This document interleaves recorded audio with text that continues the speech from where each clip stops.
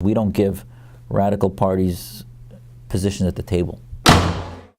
What's the biggest uphill battle with trying to lead a reformist movement within Islam?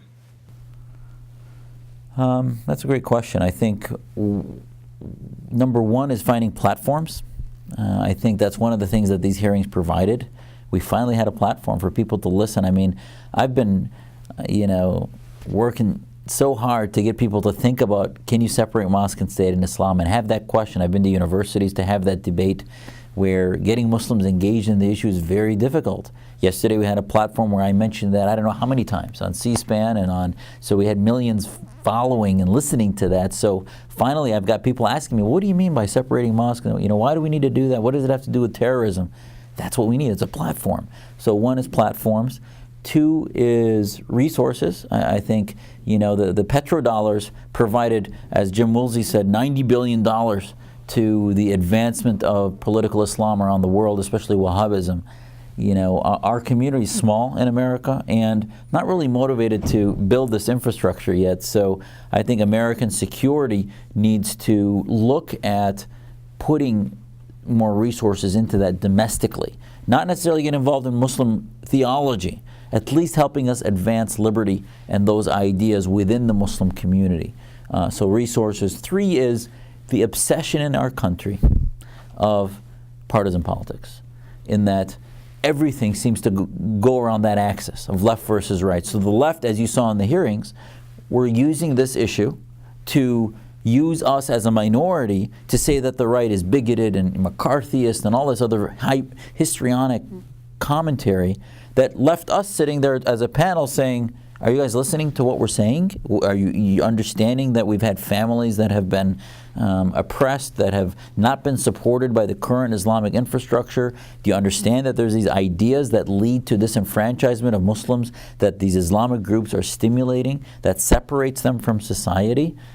So that's probably one of the main obstacles. Is I don't think it's a partisan issue. I think left and right, they sort of confuse the fact that when I talk about separation of mosque and state, I'm talking about where America was on that issue in 1789, when we were getting the Constitution finalized and the Bill of Rights. Not now. You talk separation of church and state in America today, and people think it means taking religion out of society completely. That's not what I'm talking about. I'm talking about reform. Church of England got out of government. Canon law was out of government. Same thing. That's where Islam needs to go today. Lastly, how do you think the Obama administration has handled the unrest we see going on in the Middle East?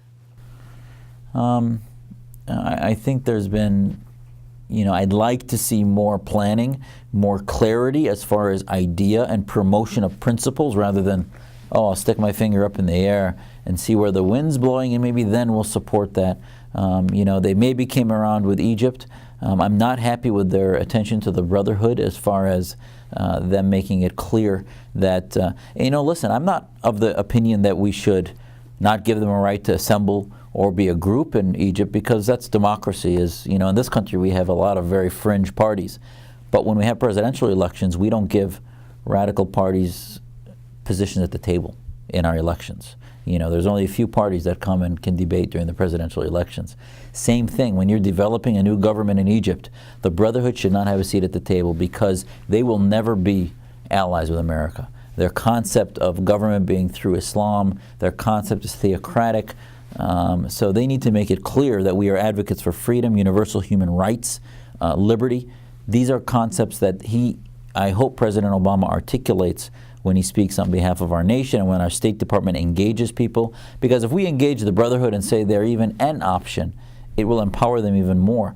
Because we see that in America. The Obama administration or even the Bush administration engaged certain Islamic groups that they lifted up and made reformists much more difficult to get any type of platform in America.